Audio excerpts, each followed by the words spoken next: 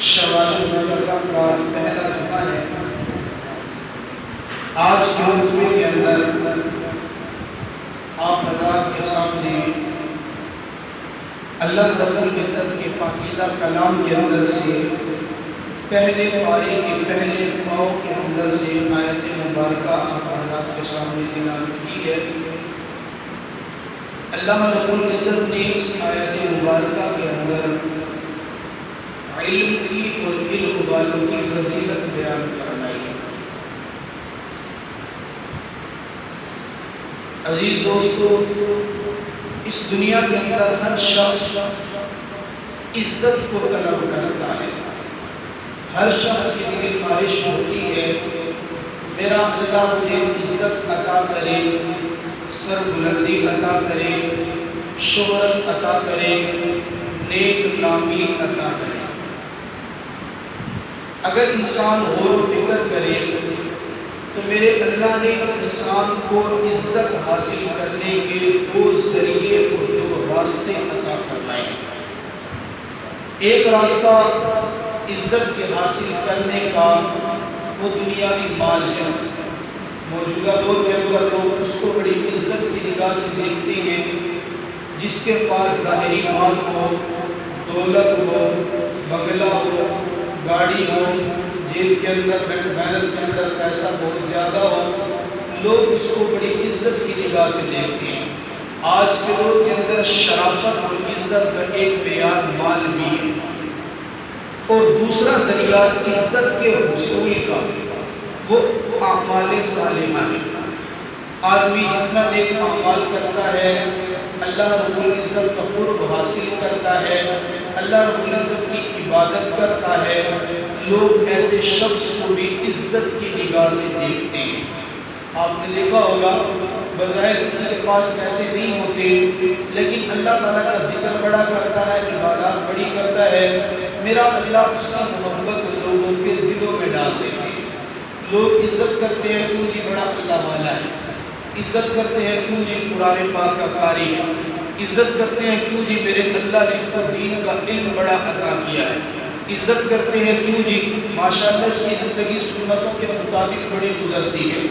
تو یوں سمجھ لیجئے عزت کے حصول کے لیے دو ذریعے اور دو راستے ہیں۔ ایک راستہ مال کے ذریعے عزت کمانا اور دوسرا راستہ اعمال کے ذریعے عزت کمانا۔ دونوں کے اندر کوئی بڑا فرق ہے۔ جو عزت مال کے ذریعے کمائی جاتی ہے یہ مال کی طرح فانی ہوتی ہے۔ جس طرح مال کبھی کسی آدمی کے پاس ہمیشہ نہیں رہتا، اسی طرح مال کے ذریعے جو عزت کا حصول ہے، یہ عزت کا حاصل ہونا ہے، یہ بھی ہمیشہ کسی انسان کے پاس نہیں رہتی۔ آپ نے بہت مرتبہ سنا ہوگا فلاں آدمی فلاں وقت کے اندر بڑا مالدار تھا، بڑی عزت تھی، آج مال نہیں ہے تو کوئی پوچھتا بھی نہیں ہے۔ فلاں اپنے وقت کا وزیر اعظم تھا، آج وہ جیل کے اندر سڑ رہا ہے، جمعرات کے دن اس کے گھر والے ملاقات کرنا چاہتے تھے لیکن وزیر اعظم صاحب نے ملاقات کرنے کی اجازت نہیں دی ہے۔ وقت کا بادشاہ ہے، ملک کا وزیر اعظم بھی رہ چکا ہے، صدر بھی رہ چکا ہے، 3 بار وزیر اعظم بن چکا، عید والے دن بھی بیٹی کو ملنے کی اجازت نہیں ہے۔ یہ مال کی عزت تھی۔ جب مال تھا تو میرے اللہ نے روح بھی دیا ہوا تھا، دبدبہ بھی دیا ہوا تھا، قوت بھی دی ہوئی تھی، ان کے اشارے کے بغیر پورے ملک کے اندر ایک مکھی بھی پر نہیں مار سکتی تھی۔ اور آج اللہ رب العزت نے مال تو وہی دیا ہوا ہے لیکن عزت ختم کر دی ہے۔ کل کا بادشاہ تھا آج کا فقیر بنا بیٹھا ہے، کل کا حاکم تھا آج کا محکوم بنا بیٹھا ہے، کل کا طاقتور تھا آج اتنا کمزور ہے کہ اپنے ارادے سے اپنے بچوں کو بھی نہیں مل سکتا۔ یہ مال کی عزت ہے۔ اور دوسری عزت ہوتی ہے نیک اعمال کی عزت۔ اللہ رب العزت جب کسی کو نیک اعمال کرنے کی توفیق دیتے ہیں، یہ عزت جس طرح نیک اعمال باقی رہنے والے ہیں، اس کے ذریعے جو عزت ملتی ہے یہ عزت بھی ہمیشہ ہمیشہ باقی رہنے والی ہے۔ نیک اعمال کرنے کے لیے علم کا ہونا بنیادی چیز ہے۔ بغیر علم کے بندہ نیک اعمال نہیں کر سکتا۔ علم ہوگا تو علم کے ذریعے بندہ عبادات بھی کر لے گا، نیک اعمال بھی کرے گا۔ بغیر علم کے نہ عبادات صحیح ہو سکتی ہے، نہ بندہ ریاضت صحیح کر سکتا ہے، نہ نیک اعمال صحیح کر سکتا ہے۔ علم کیا ہے؟ اللہ رب العزت نے جب انسانیت کو پیدا کرنے کا ارادہ کیا، قرآن پاک میں اللہ فرماتے ہیں انی جاعل فی الارض خلیفہ، میں نے پورے فرشتوں کی جماعت کو بٹھا کر کہا میں اپنا خلیفہ بنا رہا ہوں۔ خلیفہ کیا ہوتا ہے؟ جس کے کام وہی کرنے ہوتا ہے جو اصل نے کرنے ہیں۔ خلیفہ وہ ہوتا ہے جس کے ذمہ ڈیوٹی وہ ہوتی ہے جو اصل نے کرنی ہوتی ہے۔ اللہ فرماتے ہیں میں اپنا خلیفہ بنا رہا ہوں۔ فرشتوں نے بیک زبان ہو کے کہا اتجعل فیہا من یفسد فیہا ویسفک الدماء، اللہ ایسی شخصیت کو بنائے گا جو زمین کے اندر قتل و غارت کریں گے، جو زمین کے اندر فساد مچائیں گے، تیری نافرمانی کریں گے۔ اللہ فرماتے ہیں انی اعلم ما لا تعلمون، صرف ایک جواب دیا، اے فرشتوں اشکالات تو تمہارے بڑے بڑے ہیں، قتل و غارت گری کرنے والا تم نے بتا دیا، فساد مچانے والا تم نے بتا دیا، لیکن میں رب جو جانتا ہوں وہ تم نہیں جانتے۔ انی اعلم ما لا تعلمون، فرق بتا دیا خالق کے درمیان اور مخلوق کے درمیان، عابد کے درمیان اور معبود کے درمیان۔ عابد کون ہے؟ جس کے پاس علم نہیں ہے۔ معبود وہ ہے جس کے پاس علم ہے۔ مخلوق کون ہے؟ جس کے پاس علم نہیں ہے۔ خالق کون ہے؟ جس کے پاس علم ہے۔ اللہ فرماتے ہیں انی اعلم ما لا تعلمون۔ اب ایک امتحان میرے اللہ نے فرشتوں کا کیا، توجہ کرنا۔ اللہ فرماتے ہیں علم آدم الاسماء کلها قال انبئونی باسماء هؤلاء، جناب آدم علیہ السلام کو بنا کے میرے اللہ نے کھڑا کر دیا۔ فرشتوں نے اشکال کیا کہ آدم کی تخلیق کے اوپر، میرے اللہ نے چند اشیاء فرشتوں کے سامنے رکھی۔ پہلے بتایا جو میں جانتا ہوں وہ تم نہیں جانتے، اور اب بتایا جس کے پاس علم ہوتا ہے اس کا مقام کیا ہے، اور جس کے پاس علم نہیں ہوتا اس کا مقام کیا۔ مفسرین نے فرمایا اشیاء کوئی زیادہ اہم نہیں تھی۔ ہمارے گھروں کے اندر استعمال ہونے والی دیگچی کے اندر استعمال ہونے والا چمچہ، پلیٹ کے اندر استعمال ہونے والی چمچی، یہ پلیٹیں، یہ چند اشیاء میرے اللہ نے فرشتوں کے سامنے رکھی اور رکھ کے پوچھا انبئونی باسماء هؤلاء، اے میرے فرشتوں بتاؤ ان چیزوں کے نام کیا ہیں، ان کو کیا کہتے ہیں۔ فرشتے کبھی چمچ اٹھا کے دیکھتے، کبھی دیگچی اٹھا کے دیکھتے، ان کو تو کھانے کی ضرورت نہیں، ان کو تو پتہ ہی نہیں تھا۔ بلاخر ساری چیزوں کو دیکھنے کے بعد کہا سبحانک لا علم لنا الا ما علمتنا، اللہ ہمیں ان چیزوں کا نام نہیں پتا، ہمیں تو وہ کچھ پتا جو تو نے بتا دیا، جو تو نے نہیں بتایا اس کا ہمارے پاس کوئی علم نہیں ہے۔ لا علمی کا اعتراف کر اللہ نے کہا اچھا، آدم علیہ السلام کو بلایا، آدم تو بتا انبئونی باسماء هؤلاء، ان چیزوں کا نام کیا ہے۔ جناب آدم علیہ السلام کو میرے اللہ نے علم سکھا دیا تھا، ان چیزوں کے نام پہلے بتا دیے تھے۔ جناب آدم علیہ السلام نے ساری چیزوں کے نام بتانا شروع کر دیا۔ جب ساری چیزوں کے نام بتانا شروع کیے، فرشتے عاجزی کے ساتھ بیٹھ گئے۔ پتہ چل گیا نا کہ آدم کے پاس علم ہے، ہمارے پاس نہیں۔ آدم کا رتبہ ہم سے بڑا ہے، ہمارا رتبہ بڑا نہیں۔ تسبیح ہم بھی کرتے ہیں، تقدیس ہم بھی کرتے ہیں، رب کو یاد ہم بھی کرتے ہیں، لیکن جو رتبہ میرے رب کے خلیفہ کا ہے وہ ہمارا نہیں ہے۔ یہ پہلا امتحان تھا جو جناب آدم اور فرشتوں کا ہوا۔ کائنات کے اندر جن سے آدم علیہ السلام آدم کی ذریت بنی، سب سے پہلا امتحان یہ علم کے بارے میں ہوا۔ جناب آدم علیہ السلام علم کے اندر کامیاب ہو گئے۔ میرے اللہ نے ایک تقریب قائم کی، اچھا آدم علم کے اندر کامیاب ہوا، امتحان میں کامیاب ہوا، آدم کو ہم نے کیا دینا؟ انعام دینا ہے۔ اور ہوتا ہے یہ دنیا کا دستور ہے، امتحان میں کامیابی کے بعد انعام ملا کرتا ہے۔ میرے اللہ نے تقریب قائم، توجہ کرنا علم کی فضیلت کے اوپر، میرے اللہ نے تقریب قائم کی، سارے فرشتوں کو بلا لیا۔ یہ آدم کھڑے ہیں، علم کے اندر کامیاب ہو گئے، میرے خلیفہ ہیں، میں ان کو انعام دینا چاہتا ہوں۔ بے زبان ہو کر یقیناً فرشتوں نے پوچھا ہوگا اللہ بتائیے انعام کیا ہے۔ میرے اللہ نے فرمایا اسجدوا لآدم، سب کے سب فرشتوں کو حکم ہے، انعام اور سرٹیفکیٹ میں آدم کو ایسا دے رہا ہوں جو رہتی دنیا تک کوئی دے نہیں سکتا۔ میرے آدم کے سامنے سجدہ کیا، سارے فرشتوں میں مفسرین لے کر حضرت اسرافیل علیہ السلام نے سب سے پہلے آدم کو سجدہ کیا، دوسرے نمبر پر سجدہ کیا جناب جبریل علیہ السلام نے، یہ دو، اس کے بعد بقیہ سارے فرشتوں نے سجدہ کیا۔ سب سے پہلے سجدے کا انکار کیا عزازیل نے، جس کو آپ اور میں شیطان کے نام سے جانتے ہیں، ابلیس۔ اب دیکھیں یہ پہلے دن انعام کی تقریب منعقد ہوئی، علم والے کو میرے رب نے انعام دیا اور ساری مخلوق سارے فرشتوں کو سجدہ کرنے کا حکم دیا۔ سجدہ کرنے والا سب سے پہلے اسرافیل ہے، انکار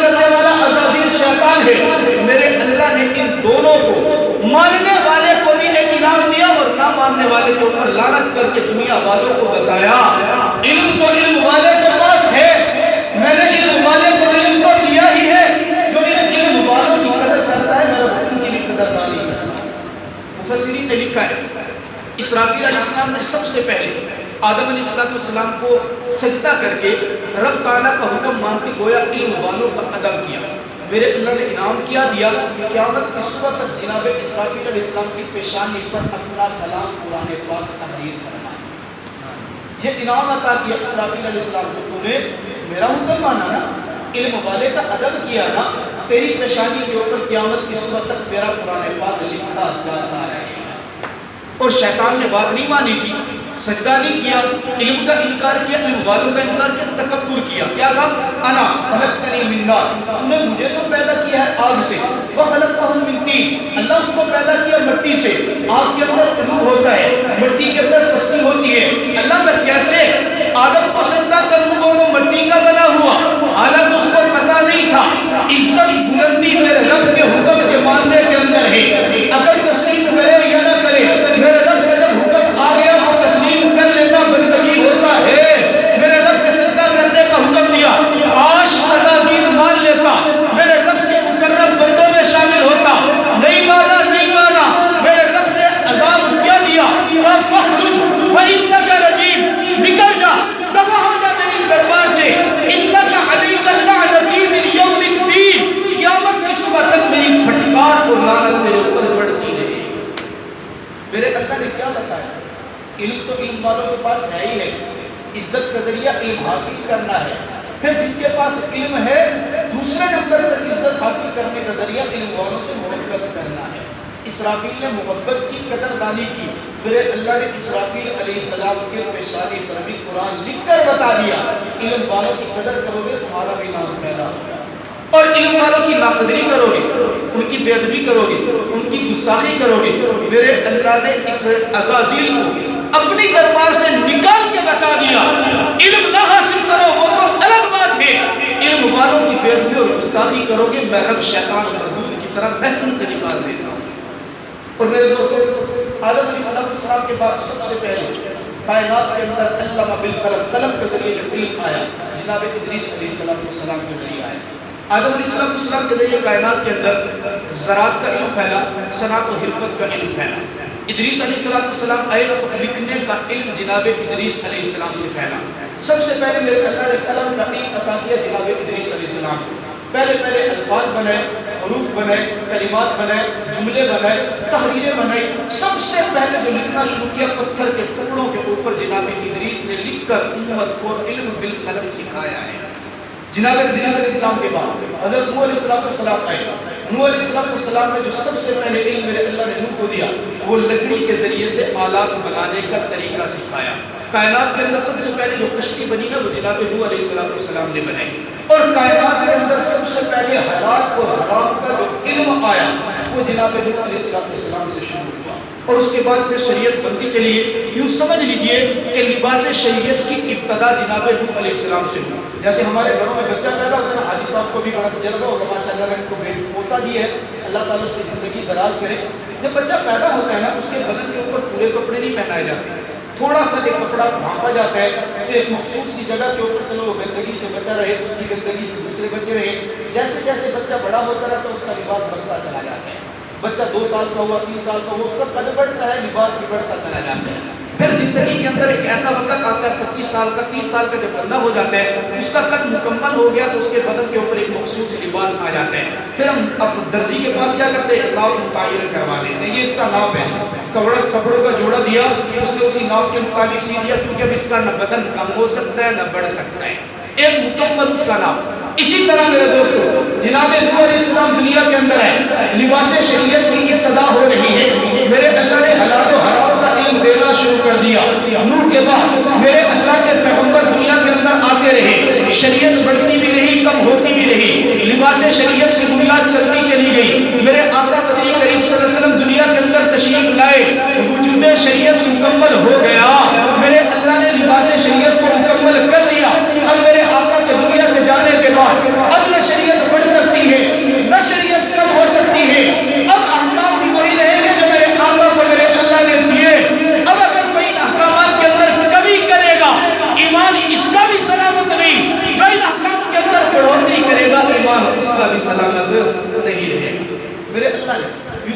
अलैहिस्सलाम को दो खूबियाँ अता की। बता इल्म के जरिए मेरा अल्लाह क्या है। आप हज़रात ने यूसुफ अलैहिस्सलाम का नाम तो सुना है ना। मेरे अल्लाह के प्यारे पैगंबर, मेरे अल्लाह ने हुस्न बहुत ज़्यादा अता किया। पहले उनको पैदाइशी तौर पर मेरे अल्लाह ने खूबी अता की हुस्न की। एक लंबा अरसा गुजरने के बाद मेरे अल्लाह ने खूबी अता की इल्म की। दोनों के अंदर फ़र्क क्या हुआ? हुस्न इतना, बचपन के अंदर पैदाइश के बाद मेरे अल्लाह ने हुस्न दिया। हुस्न की वजह से लोग हासिदीन बने, हुस्न की वजह से लोग मुखालिफ बने, हुस्न की वजह से सगे भाइयों के अंदर दुश्मनी पैदा हुई। फिर क्या हुआ कि यूसुफ को उठाकर इसी हुस्न की वजह से कुएं के अंदर डाल दिया। इसी हुस्न की वजह से जुलेखा मुखालिफ हुई। इसी हुस्न की वजह से जुलेखा ने यूसुफ अलैहिस्सलाम को जेल के अंदर डलवाया। अब ये हुस्न वाली दौलत थी। हुस्न ने आकर क्या किया? मुश्किलात बढ़ाई। हुस्न ने आकर क्या किया? जेल में पहुंचाया। यूसुफ अलैहिस्सलाम जेल के अंदर बैठे हैं। बादशाह वक्त को ख्वाब आता है। मेरे अल्लाह ने जनाब यूसुफ अलैहिस्सलाम को इल्म की नेमत अता कर दी। क्या नेमत अता की? यूसुफ, मैंने और अंबिया को भी नेमतें दी है इल्म वाली। तेरे पास जो इल्म की नेमत है, ये तो ख्वाब की ताबीर बड़ी खूबसूरत बताएगा। बादशाह वक्त को ख्वाब आता है। कुरान पाक में पूरा वाक़या वक्त का मैं मुख्तसर इशारा कर रहा हूँ। यूसुफ अलैहिस्सलाम ताबीर बताते हैं। बादशाह को ताबीर बड़ी खूबसूरत लगती है। ताबीर खूबसूरत लगने के बाद देखें, जब तक हुस्न की बात थी मुश्किलात और परेशानियां थी। जब तक हुस्न की बात थी तोहमतें भी लग रही थी। जब तक हुस्न की बात थी जेल में भी डाला जा रहा था। लेकिन जब इल्म की नेमत की बात आई, इज्जत मिलना शुरू हो गई। बादशाह ने जेल से निकाला। इल्म की पहली बात मेरे अल्लाह ने जेल से रिहाई अता फरमा दी। इल्म की दूसरी बात, वो भाई जिन्होंने उठाकर कुएं के अंदर डाला था, इल्म मिला। यूसुफ बादशाह की कुर्सी पर बैठे हैं। भाई आ गए, मसला आने रसूल, हमें तो तकलीफ पहुंची, गल्ला नहीं मिलता, तू हमें गल्ला तो दे दे। मैं ही यूसुफ जिसको उठाकर भाई जेल कुएं में डाल रहे हैं, यही यूसुफ उन भाइयों को गल्ला तकसीम करने वाला बन गया। इल्म मिला। मेरे अल्लाह ने इल्म की वजह से जेल से निकाला और मिस्र का बादशाह बना के खड़ा कर। ये इल्म की बदौलत है। मेरे दोस्तों, हुस्न, माल, ताकत, ये सब चीज़ें ख़त्म हो जाती हैं, लेकिन जो इल्म होता है मेरा अल्लाह इसके ज़रिए जो इज्जत और क़ुव्वत अता करते हैं वो बहुत बड़ी चीज़। दाऊद अलैहिस्सलाम मेरे अल्लाह के पैगंबर हैं। इन्होंने सबसे पहले जो इल्म दुनिया के अंदर फैलाया वो लोहे को पिघलाकर आलात बनाने का ज़रिया मेरे अल्लाह ने इनके ज़रिए फैलवाया। ये लोहे को पिघलाकर ज़ीरा बनाया करते थे जो जंगों के अंदर इस्तेमाल होती। इसी फन के अंदर तरक्की के लंबा वाक़या मेरे अल्लाह ने इनको बादशाह अता कर दिया। इनके बेटे सुलेमान अलैहिस्सलाम को बादशाह मिली। अब इल्म की बात देखिए, सुलेमान अलैहिस्सलाम को मेरे अल्लाह ने इल्म दिया। उल्लिमना मंतिक़तीर, परिंदों की जुबान समझा करती थी। एक मरतबा सफर के ऊपर निकले, सारे परिंदे साथ हैं, हुदहुद साथ नहीं है। 19वें पारे के अंदर वाक़या मौजूद, हुदहुद साथ नहीं है। सुलेमान साहब ने पूछा, हुदहुद को मेरे अल्लाह ने ये इल्म अता किया, वो अपनी चोंच को ज़मीन के ऊपर मारती है और मारने के बाद उसको पता चल जाता है यहाँ पानी है या नहीं है, बता देती है। सफर में थे सुलेमान साहब को पानी की जरूरत पड़ी, कहा हुदहुद को बुला, हुदहुद नहीं है। अच्छा, मेरी इजाजत के बगैर गई कहाँ है? आज अगर वो गैर हाजिर हुई और न पहुंच सकी, मैं उसको सजा दूंगा। अगर हाजिर है तो कुछ नहीं करूंगा। देखा गैर हाजिर है, अच्छा वो गैर हाजिर है, मैं उससे उसकी गैर हाजिरी की माकूल वजह पूछूंगा। अगर माकूल वजह बता दी तो माफी है, माकूल वजह न बताई तो मैं सुलेमान वक़्त का पैगंबर, वक़्त का बादशाह, उसको माफ नहीं करूंगा। तारीख में लिखा है हुदहुद को बुलाया गया, हुदहुद सामने है, वक़्त के पैगंबर के सामने बोलने की जुर्रत किसी को नहीं। जनाब सुलेमान अलैहिस्सलाम हुदहुद को पूछते हैं, ए हुदहुद, जो मैं लश्कर लेकर निकला था, तुझे भी साथ लेकर निकला था, मेरी इजाजत के बगैर तू गई कहाँ, गैर हाजिर कहाँ रही? दोस्तों, वक़्त के पैगंबर के सामने हुदहुद ने जुबान खोली और खोल कर कहती है, ए पैगंबर, ए वक़्त के पैगंबर, ए बादशाह वक़्त, मैं आपके पास ऐसी कौम की खबर लेकर आई हूँ जो कौम मेरे रब की जात के साथ शरीक ठहराती है। उलमा ने लिखा, एक छोटा सा परिंदा होकर पैगंबर के सामने बोलने की जुर्रत कर रहा है। क्यों? इसलिए कि मेरे अल्लाह ने हुदहुद को इल्म की ताकत दी थी जो इस वक़्त पैगंबर के पास भी नहीं थी। ये इल्म था ना, इल्म की कुव्वत थी जो पैगंबर के सामने बोलने की इजाज़त मिली। अगर इल्म ना होता तो कहाँ हुदहुद की जात और कहाँ पैगंबर। मेरे दोस्तों, यही हुदहुद था। बताया पूरा वाक़या कुरान में मौजूद। सुलेमान अलैहिस्सलाम सारी बात सुनने के बाद पूछता, अच्छा मलके सबा के तख्त को कौन उठा कर लाएगा? इफरीत जितने का मैं 24 घंटे के अंदर ला लूँगा। सुलेमान अलैहिस्सलाम ने कहा नहीं, 24 घंटे तो बड़ी देर की बात है, मैं उसको बुला रहा हूँ अपने पास। मैं चाहता हूँ उस मलका के मेरे पास आने से पहले तख्त सामने पड़ा हो। پھر کیا کہا؟ آصف بن برقیہ قال الذی عنده علم من الکتاب، وہ شخص کھڑا ہوا جس کے پاس میرے رب کی کتاب کا علم تھا. کہا اے سلیمان علیہ السلام آپ وقت کے پیغمبر ہیں، میرے اللہ نے مجھے کتاب کا علم دیا. آپ صرف پلک جھپکیں، آپ کے پلک جھپکنے کی دیر ہوگی، میں اس رب کی کتاب کے علم کی بدولت اس تخت کو اٹھا کر آپ کے سامنے پہنچا دوں. سلیمان صلی اللہ علیہ وسلم نے صرف تجزیہ کیا، اچھا میں پلک جھپکتا ہوں. یوں تاریخ میں لکھا ہے صلی اللہ علیہ وسلم یوں پلک جھپکتے ہیں، جیسے پلک کھولے تو سامنے ملک سبا کا تخت پڑا ہوا. یہ میرے اللہ نے علم کی بدولت یہ سارا کچھ عطا کیا. میرے دوستوں علم کے واقعات اور علم کی طاقت آپ حضرات کے سامنے بیان کرنا شروع کرو، وقت بیچ ہے. یہ موضوع میں نے کس لیے شروع کیا؟ ہر سال رمضان المبارک کے گزرنے کے بعد، عید الفطر گزرنے کے بعد، شوال کے پہلے مہینے کے اندر میں آپ حضرات کے سامنے قرآن کی عظمت، علم کی عظمت، یہ باتیں آپ حضرات کے سامنے بیان کرتا ہوں اور کرنا ضروری بھی سمجھتا ہوں. اس لیے کہ عید کے بعد کا جو وقت ہوتا ہے نا، یہ وقت دینی مدارس کے اندر علم پڑھانے والوں کے نئے سال کی ابتدا ہوتی ہے. اس نئے سال کی ابتدا کے اندر میرے دوستوں اپنے بچوں کو قرآن پڑھانا سکھاؤ، مساجد اور مدارس کے اندر داخل کرو. آپ اپنے بچوں کو قرآن پڑھانا سکھائیں گے. یقین جانیے میں کئی مرتبہ رمضان کے اندر آخری عشرے میں مختلف جگہوں پر بیان کیا، میں ایک بات شد و مد کے ساتھ کہتا تھا، جس گھر کے اندر میرے اللہ نے قرآن رکھا ہے نا، اس گھر کے اندر میرے اللہ کی انوارات کی بارش ہوتی ہے. جس مسجد کے اندر قرآن ہے میرے اللہ کی رحمت برستی ہے. جس دکان کے اندر قرآن ہے میرے رب کی رحمت برستی ہے. جس سینے کے اندر قرآن ہے بھلا سوچ کے بتاؤ کہ اس سینے کے اوپر میرے رب کی رحمت نہیں برستی؟ کیا اس سینے کے اندر جس کے بچوں کے اندر قرآن کا حافظ ہے، بتاؤ اسے کیا میرا اللہ اس کی اولاد کے اوپر رحمت کی بارش نہیں برسائے گا؟ ہم اپنے بچوں کے لیے سوچتے ہیں کہ ہم اس کو پہلا اچھے کالج میں داخل کرائیں گے، اچھی یونیورسٹی میں داخل کرائیں گے، لاکھوں روپے خرچہ برداشت کریں گے. کیا میرا بچہ اچھا پروفیسر بن جائے، اچھا انجینئر بن جائے، اس کی اچھی جاب لگ جائے، اس کی انکم زیادہ ہو، پھر بعد کے اندر وہ میرا سہارا بنے یا نہ بنے، کم از کم اپنا گزارا تو کرتا رہے نا. والدہ یہی سوچتے ہیں، قربانی دیتے ہیں. میرے دوستوں جہاں اس کی دنیا کے لیے قربانی دے رہے ہو، وہاں اس بچے کی آخرت کے لیے بھی قربانی دینا شروع کریں. اس کو دین کا علم اتنا ضرور پڑھائیں کہ کل آپ کا جنازہ اس کے سامنے پڑا ہو تو وہ کھڑا ہو کر آپ کے لیے مغفرت کی دعا کرے. شریعت کا اصول ہے باپ کا جنازہ پڑھانے کا سب سے پہلا حقدار اس کا اپنا سگا بیٹا ہوتا ہے. سب سے پہلا وقت کا امام، مسجد کا امام نہیں، عیدگاہ کا امام جنازہ نہ پڑھائے بلکہ اس کا سگا بیٹا پڑھائے. اس لیے کہ باپ کے رخصت ہونے کا جو غم اور درد بیٹے کو ہوتا ہے نا، کسی کو ہو ہی نہیں سکتا. جس کیفیت کے ساتھ بیٹا ہاتھ اٹھا کر دعا کرے گا اللہ میرا باپ چلا گیا، اس نے میرے اوپر بڑی رحمت بڑی شفقتیں کی، اللہ مجھے کما کے کھلایا ہے، اللہ میرے باپ کی ساری لغزشوں کو تو اپنے فضل سے معاف کر دے. خدا کی قسم وقت کا کتب اقدار اور بزرگ بھی اس درد کے ساتھ وہ مانگ ہی نہیں سکتا جس درد کے ساتھ آپ کا بیٹا مانگتا ہے. اس لیے کوشش کریں اپنے بچوں کو دین پڑھیں. اللہ تبارک و تعالیٰ نے سمجھنے کی توفیق عطا فرمائے.